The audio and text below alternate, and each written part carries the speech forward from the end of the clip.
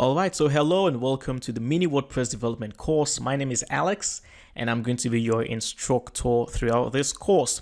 Now this course is called a mini WordPress development course because we're not going to cover everything that has to do with WordPress development. I do have another course here on Udemy that will show you, or that will teach you everything you need to know about WordPress development. So this course is kind of like a preview of that major WordPress development course.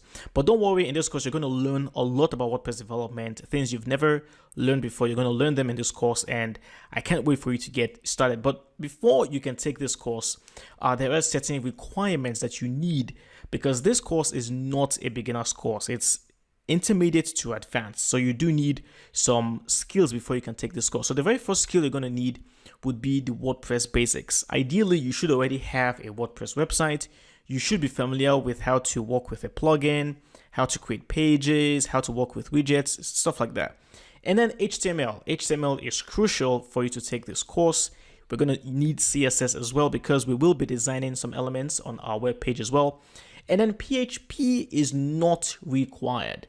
If you're familiar with PHP, then fantastic. If you're not familiar with PHP, as long as you have a basic understanding of how programming works, then you should be fine. All right. You don't have to be a PHP expert in order to take this course.